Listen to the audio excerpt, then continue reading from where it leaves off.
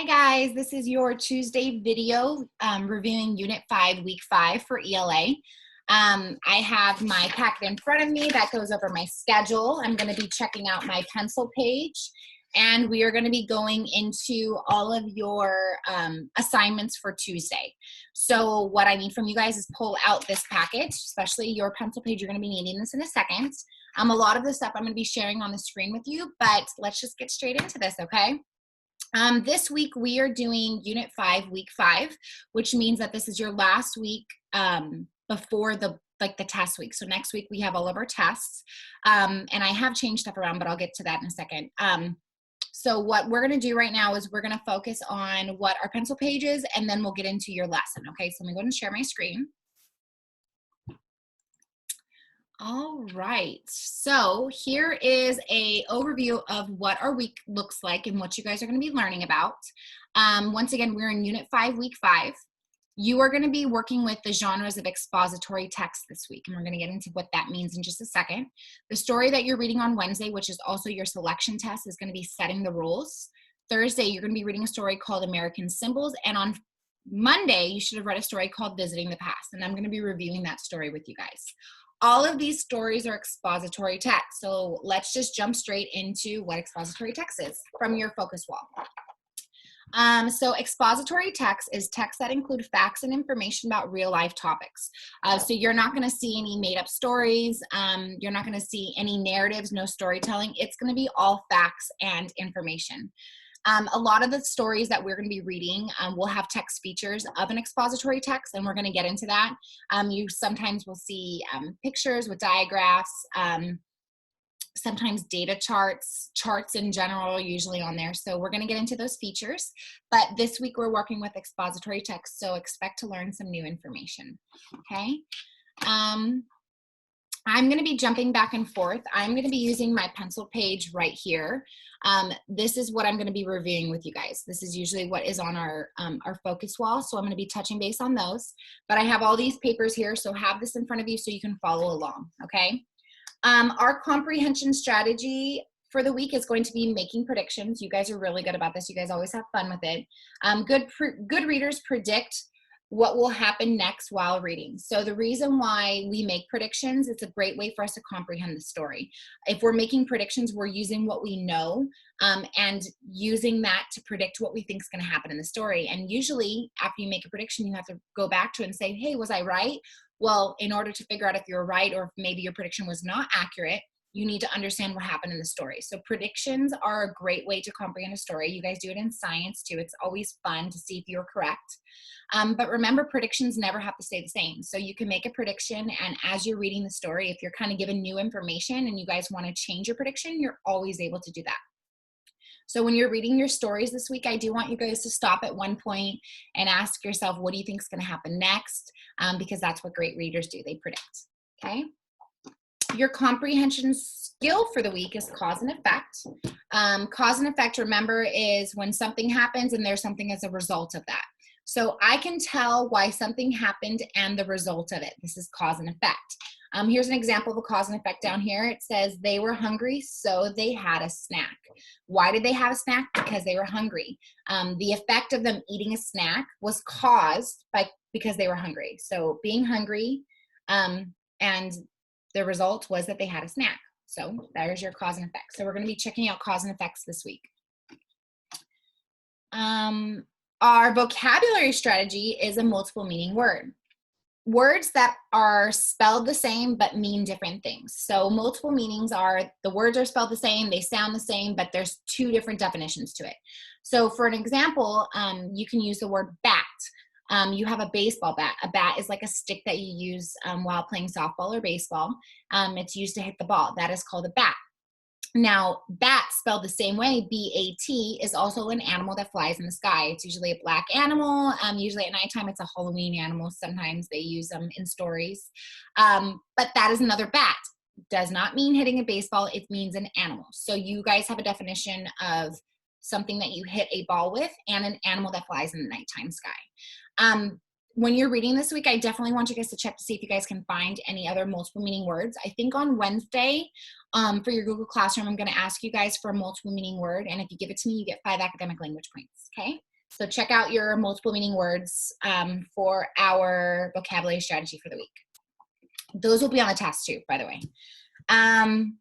Let's see, grammar. Grammar, we are going to be talking about pronoun verb agreements. Remember, a pronoun is a word that replaces a noun. So if I have girl, I would replace girl with a pronoun, which would be she or her. You can also replace boy with him or he. So that's a pronoun, and a verb shows action. Now, if I'm talking about a pronoun verb agreement, that means that they have to agree and they need to work together. So a verb must agree with its subject when it is a pronoun, okay? So they need to make sense. They need to connect together. So if I'm talking about a guy, the sentence that they give us says, he waits on us to sing. He would be my pronoun. Waits is my verb. That's what he is doing. He waits on us to sing. These connect together to complete the sentence. So you need to make sure that your pronoun and your verb agree with the rest of the sentence. So this would be your subject, and then you have your predicate towards the end of the sentence, okay? So we're going to be talking about that this week. Let's see. Okay, so your spelling words this week. You are working with short vowel digraphs. So we are working with the EA blend, the OU, and the Y. Now remember, a short vowel does not say its name. A vowel is A-E-I-O-U, and when it's a long vowel, it usually says its name. So the letter E would say E, and if it was a short vowel, it would say E. So we're going to be working with the short vowel sounds. Give me 1 second. I had to get Ralphie out. He was making so much noise. Sorry. Okay. I think it was on your spelling words, right? So let me go ahead and share your pencil page, and we're going to go ahead and read your spelling words for the week. Let's see. All right. So once again, you are working with short vowel digraphs.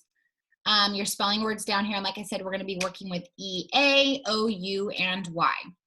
So here are the blends with the short vowel digraph. So they make the short sound. So when two vowels go together, it's going to make the short sound of it, okay? So we have dead, ahead, lead, thread, bread, breath, touch, trouble, gym, myth. And those all connect with the short vowel digraphs that we're working with. Your bonus words down below are words that you guys have had before, so you already know how to spell them. So your bonus words include small, chalk, instead, whole, and words, okay? So your spelling words for the week, there's 15 of them. Your vocabulary words for the week, and we're going to talk about those briefly. You should have reviewed them yesterday. You have exclaimed, which means said with a strong feeling. Finally, at the end or at last. Form, to make. History, events of the past. Public, all the people of a certain place. Rules are guides for how to act. United means join together. And writers are people who put their thoughts on paper. So those are your vocabulary words for the week. Your high frequency words, which you guys usually found these on my ELA focus wall as well as on my word wall. Remember, these are the words that I always suggest that you guys put in your vocabulary dictionary, so that one you guys usually have in your classwork folder. These are words that you guys should be using, and it's always good to have it in there so you can always know how to spell them correctly. So your high frequency words include anything, children, everybody, instead, paper, person, voice, whole, woman, and words. Additional vocabulary words, they're just oral vocabulary words that you guys are probably going to read in the stories this week, is elected, permission, recycle, services, and transportation. Yeah, so that is your week in review, just on your pencil page. Those are all the things that you guys are going to be needing to know, especially for your test on Friday. Your test is going to have a lot of multiple meaning words, and you're probably going to have to look for cause and effect. So what caused something to happen? So we're going to get straight into using those strategies from the story that you read yesterday on Monday, and I will help you guys with reviewing your term practice books that you did on Monday and guiding you guys to do your Tuesdays, okay? Just give me 1 second. Okay, so here was what you guys should have read yesterday on Monday. You should have started here. It was in your schedule for what to be doing. Your essential question for the week is, why are rules important? And I'm actually going to show you guys the essential question video that we usually would do in class now that we're kind of got into the hand of stuff. So let me go ahead and show you guys that. I think I have it saved right here. Okay, here we go. Rights and rules. Why are rules important? Throughout the day, we follow many rules. At school, there are rules for how to get on the bus. We stay in line and climb the steps carefully. There are also rules for how to behave in class. When we want to answer a question, we raise our hands and wait for the teacher to call on us. If everyone talked at once, we couldn't hear each other or the teacher. Following the rules helps us learn. We also follow rules when we play with our friends. At the park, these children are following the rules by taking turns on the slide. This way, everyone gets to have fun and no one gets hurt. Following the rules keeps us safe.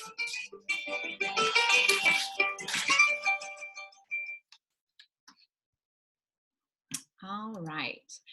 So yeah, that's our essential question for the week. And you guys, from there, let's see, I didn't have to close out of that. You guys should have done, here it is. So why are rules important? So we learned that rules are important because it keeps us safe. This is actually really important for us to even review right now, because a lot of us are, seeing all these new different rules that are being established for us, especially with, staying home and, wearing masks when we go out. And the whole point of us doing that is because it's trying to keep us and other people safe. So this is kind of a good little essential question for us to be, reviewing right now. This is connecting to what we're going on in our lives right now. So let's go ahead and look right here. And I'm just reviewing because you guys have already done this. These children are going on a class trip. They are following the school's rules. They form two lines and listen to their teachers. Why do we have rules? Well, rules help us stay safe. By staying together, these children will not get lost. So that's the whole reason of us having rules. The next thing you guys should have done was your vocabulary words. So we have explained, finally, form, history, public, rules, united, and writers. You guys are also going to be reviewing these during your 5 things for technologies, and feel free to play your games on Spelling City to review these vocabulary words. You should have read a story called Visiting the Past. It was pretty much connecting to the essential question of why are rules important, and you read about how America became an independent country and developed its own rules. All right, so now we are starting our Tuesday lesson. We're going to talk about our comprehension strategy, which this week is to make predictions. Let's go ahead and read what they say. Use what you already know and what you read in the selection to help you predict what you will learn about. As you read, you can confirm or revise your prediction. Confirm means you could say if you were correct or not correct, and then to revise means to change. Remember, your prediction can always be changed. The reason why, as you're reading a story, you're given new information, and as you're given new information, you can always use that knowledge and say whether you think something's going to stay the same of your prediction, or maybe, you know what, now that I know that, I don't think that's going to happen. I think something else is going to happen. So that's what you do with predictions. You confirm if you're correct, and if not, you revise it, you change it up. So let's just go ahead and use the story that you guys had read, which was, let me see, what's the name of the story again? Visiting the Past, sorry. Okay, after reading the title, Visiting the Past, I was right here. I predicted that the selection would be about a family visiting important places in the past. Well, do you think their prediction was correct? Well, what they did was they proved their answer, whether it was correct or not, if they needed to revise it. So they used page 391, and they're pointing to this paragraph, and it says, Janet Chang, 8, recently visited Philadelphia with her family. Philadelphia was the first capital of the United States. The Changs went there to learn about their country's history or the past. So was that prediction correct? Well, it was. And the reason why it was correct, because this child proved their answer. I read that the Chang's family visited Philadelphia to learn about the past. I confirmed my prediction. So they're saying that their prediction was correct, and they even proved it. Remember, that's the best way for you guys to prove it is to go back into the story and tell me what paragraph you found it in and on what page. And this child found it on page 391 in this paragraph right here. Okay, so yeah, definitely use predictions to comprehend the story, and then you can always prove your answers. Okay, the next thing we're going to go over is your comprehension skill for the week, and that is cause and effect. Remember, a cause is an event that makes something happen, and the effect is what happened because of that event. This is a special graphic organizer that we tend to use for cause and effect. Remember, I actually have a really cool way to show you guys. Let me go ahead and pull it up from the computer. Hold on. Okay, so because I don't have my anchor charts with me at home, they're all in the classroom, I'm going to use the ones on the computer. This is where I usually get my ideas from anyways. So let me go ahead and share my screen. Okay, so this is typically one that I have in my classroom too. The cause and effect. The way that I always like to remember cause is the why something happens, and the effect is what happened. So remember, cause is the reason something happened, and the effect is the result. But because reason and result are, a little bit more challenging words to remember, I always remember cause is the why, effect is the what. So, for example, if I said what happened, I had to use my umbrella. Well, the effect was, what did I do? I pulled out my umbrella. But why did I pull out my umbrella? Well, it was raining. So the rain was the cause of me to pull out my umbrella. Because it rained, I had to use an umbrella. So the cause is why, and the effect is what happened. So that's always how I always like to remember. So the cause is why, and the effect is what happened. If I were you guys, you might want to write this down somewhere. I may be using my notes right here for my packet. I think I might put, and I'll show you guys, just because I'm going to use this for my test for Friday. So I think just right here, just on the top, I'm going to write the word cause, C-A-U-S-E, and then I'm going to write effect, E-F-F-E-C-T. Okay. And I'll show you guys what I did. So just right here on the top, I put cause and effect. And remember, cause is the why, and the effect is the what.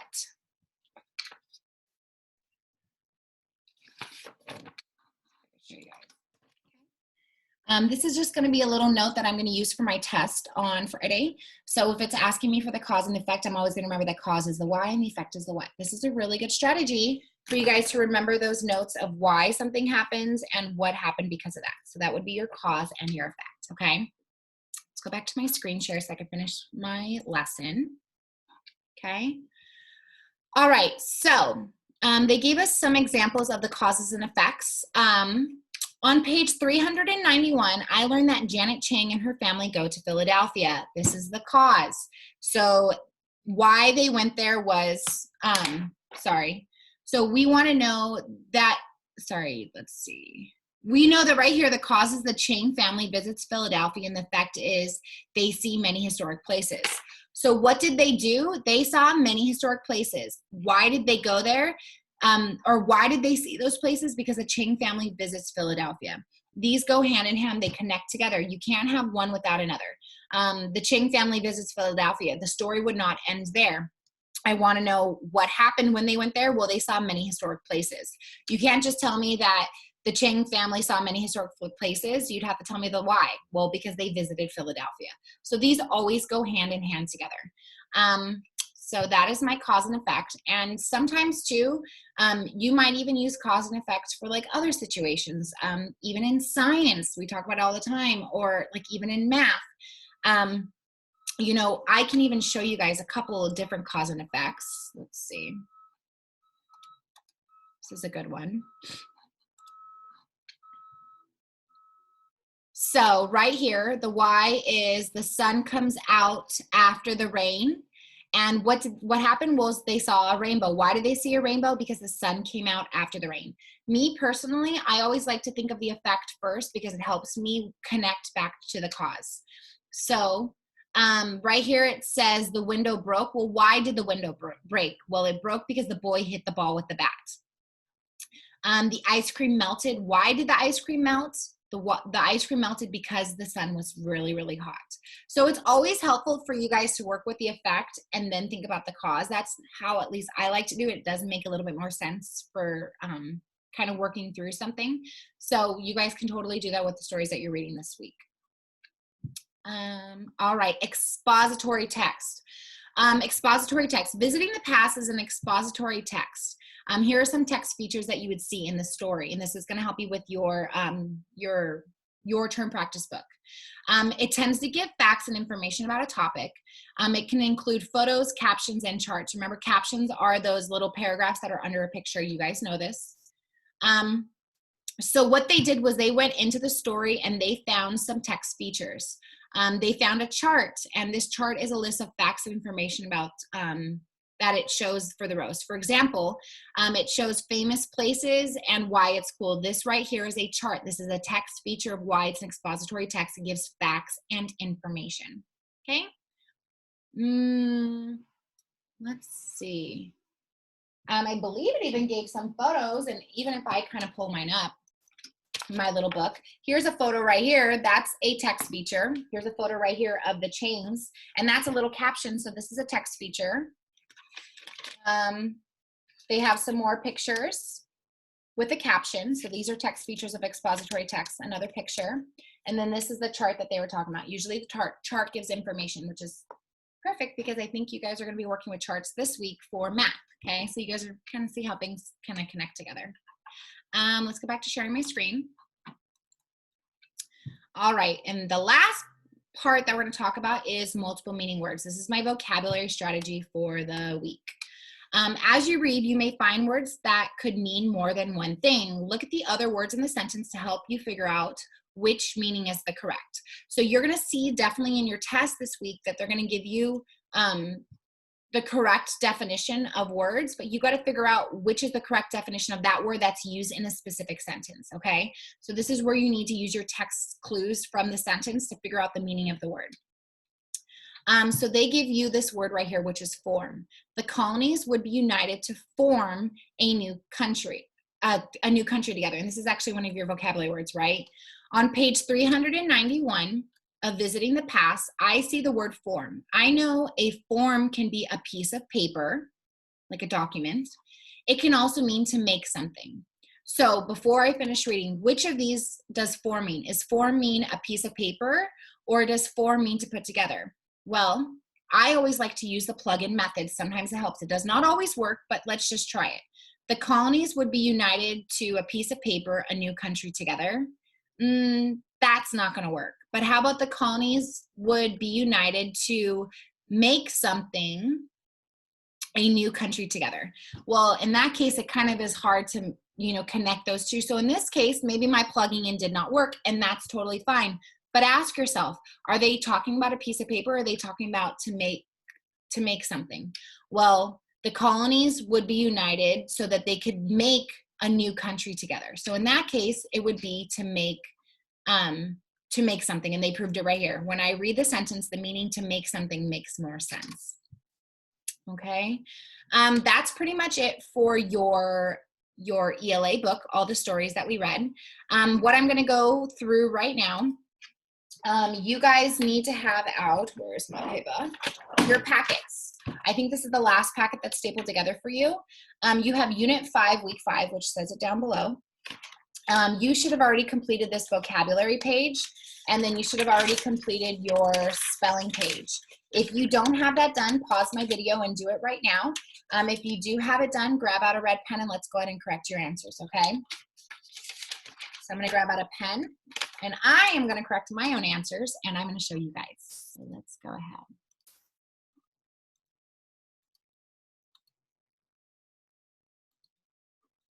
All right, so I'm going to go through. I have the answers up here. You guys can correct it. Make sure to pause my video at any point if you need to. Throughout its long history, Mr. Finch's town had never had a library. He wanted everyone to be able to read books by great writers. Mr. Finch exclaimed, "We need a public library that everyone can use." Mr. Finch followed the town's strict rules.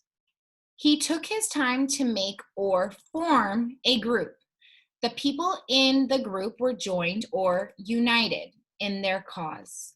After much work, Mr. Finch and his group finally got a library built for their own. So those are your answers. You should have history, writers, exclaimed, public, rules, form, united, finally. Okay? So those are your vocabulary words. Your spelling page was actually working with short vowel digraphs, which were our spelling words, and then also talking about ABC order, alphabetical order. Okay, and you guys would do these during rotations, so you guys know how to do them during small group rotations. Let's read the rule box. The letters EA can stand for the vowel sound you hear in bread, eh. The letters OU can stand for the vowel sound that you hear in touch, touch. So it makes an sound, okay? The letter Y can stand for the vowel sound that you hear in myth, the I sound. So be very careful. I don't want you spelling myth, M-I-T-H. Remember that the Y does have a short vowel sound of an I sound, okay? Your directions were to read each word, circle the word that has the same vowel sound as the first word, and write it on the line. Underline the letters that spell the vowel sound, okay? So we have rough, the as in double, and the OU makes the sound. So you underline the OU. Thread, the right here, is the same as in wealth, the If I said steak, that makes an A sound. So we don't want that. We want to work with wealth. Myth makes the I sound as in gym, and it's the Y that you should have underlined. Head, the is the same thing as breath, and it's the EA that you should have underlined, okay? So make sure that you guys remember that just because the vowels are not spelled the same, they do make the same sound, okay? When two words begin with the same letter, you can look at the second letter to put the words in alphabetical order, ABC order. ABC order is the shorter way of saying alphabetical order, okay? Read the words in each row and write them in alphabetical order, okay? So here are your answers right here. Now, you guys know this, and I'm just going to review it with you. The letter A obviously comes first, so the letter A words would go first. But in this case, all three of these words start with A. So what you need to do is you need to look at the second letter. So we have the letter F, the letter P, and the letter H. Well, if you go through your alphabet, you would say A, B, C, D, E, F, G, H, I, J, K, L, M, N, O, P. So I know that my alphabets would be F, H, P. So after would go first, then ahead, and then apple. And the reason why, F comes first, H comes next, and P would be the last, okay? Same thing with these. They all start with the letter C. So what you need to do is you need to look at the second letter. We have the O, the L, and then we have the R. So ask yourself, if you were going through the alphabet, what letters would come first? Well, A, B, C, D, E, F, G, H, I, J, K, L, M, N, O, P, Q, R, S, right? So I would know that class would go first, then couple, and then crumb, and then so on and so forth. These all start with S, but if I went through the alphabet, A would come first, then it would be O, and then it would be W, so it would be saddle, south, swim. These all start with L, so then I would look at the second letters, and I would know A comes first, E would come next, and then U. So my alphabetical order, my ABC order would be lead, and lucky, okay? So that is how you put your words in alphabetical order. If you need to pause my video so you could see all your answers, you could do so. I don't know what this is. Zoomed out because my computer froze. So if you need to pause my video to see the answers, they're all right here for you. If not, I'm gonna keep going, okay? Next, actually, before I forget, I like to be responsible and independent, so I'm gonna be checking off as I complete the work. So on Tuesday, I already completed my Comprehension Strategy page, my Comprehension Skill page, my Genre page, and my Vocabulary page. So what I did was I checked all of those items off, okay? So now I need to work on page 247 and page 248. Now remember, I don't ask you guys to do the fluency read. That is up to your parents, or if you guys want to do it just to check to see if your fluency has improved. So I need to go to page 247, which is this page right here. It says safety rules, and I'm going to read it for you guys on the share screen, but have out a pencil so we can complete the answers together, okay? Well, I don't want to do that page. Okay, safety rules. Sorry about that. Here are some ways to stay safe while having fun. When you ride a bike, wear a helmet. Wear a helmet and pads when you skateboard. If you take a trip in the car, always wear a seatbelt, okay? So here's safety rules. It's just a quick little story. And then if I look right here, I've got a little bit of a safety chart, right? They have the activities such as bike ride, skateboarding, boat ride, and car ride. And then they have the safety equipment that goes with it. Now, it doesn't tell me the word, but it has pictures, and that's okay. So if I ride a bike, a safety equipment would be to wear a helmet. If I'm skateboarding, equipment would be, you know, a helmet and some pads. It looks like elbow pads, knee pads, maybe wrist guards. If I'm riding a boat, they want me to wear a life vest. And if I'm on a car ride, it tells me to wear a seatbelt, okay? So this is my chart down here. Now your directions for numbers 1, 2, and 3 says answer the questions about the text. Your first question down here says, how do you know that this is an expository text? Now remember, we know expository text give me facts and information about real life things. And then some text features might be including pictures, captions, and maybe like informational charts.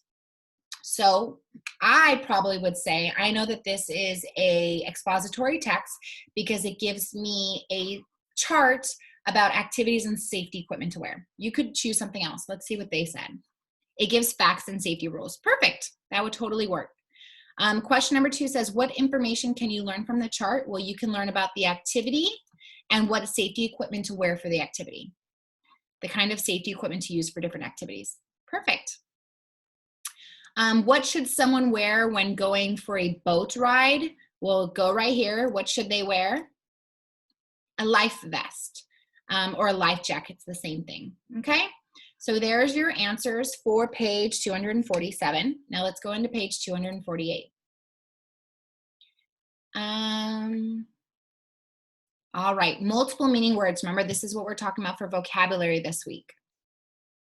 Multiple meaning words have more than one meaning. Use other words in the sentence to figure out which meaning is being used. Read each sentence, choose the meaning of the word in bold print, and write it on the line. Rules are important in sports. So they're asking you, the word that they're using is rules. Now, rules has multiple meanings. I think I'm even showing you the answers. I'm sorry. So what are rules in this sentence? Things that tell you how to behave or to make laws and to decide things. Well, you could try plugging it in, or you can connect it by using the text clues. So rules are important in sports, okay? So are these rules things that tell you how to behave or to make laws and decide things? Well, if you're playing sports, then these are probably telling you how to behave during the sports that you're playing. So you should have chosen this answer, and then they wrote it down below, okay? Number 2 says, rules tell players how to play a game. Okay, what does play mean in this sentence? A story that is acted out or to take part in a sports game. All right, if you told me that it's, well, use your sentence. Rules tell players how to play a game. Well, they even give you this clue right here, which is game. And I know game is right here. So I would choose to take part in a sports game. Okay. I would like for you guys to try number 3, 4, and 5 on your own. So please stop my video right now, pause it, and try 3, 4, and 5 on your own. All right, so if you did not pause it, hopefully you already have it done. If not, there's no point in me doing the work for you guys. This is supposed to be practice. So like I said, if you didn't pause it, please pause it now. If not, I'm gonna go over the answers. Okay, so numbers 3, 4, and 5. I wanted to know what court meant for number 3, and court means an area used for playing a sport. For number 4, what does dribble mean? Dribble means to move a ball by bouncing. And number 5, they want to know what batter meant, and batter is a player who hits a baseball. Remember, these all are multiple meanings, but you need to use the clues in the sentence to figure it out. All right, I'm going to go into my notes, and I'm going to check off that I did page 247 and page 248. And now I'm going to move into my draft model. All right, draft model. Read the draft model. Use the questions that follow the draft to help you think about how to make the writing more informal, okay? The story says, we have a great school because everyone follows the rules. Here are some of the rules. Walk in the halls, do not run, respect teachers and students, enjoy learning every day. So where could you use a contraction? Now remember, a contraction is when you connect two words, you push them together and you create one word, and you usually use an apostrophe when you take letters out. So I could probably use it for do not, which would be don't, spelled D-O-N, take out the O, replace with apostrophe, and create the T. That would be mine. So right here, I would write do not equals don't.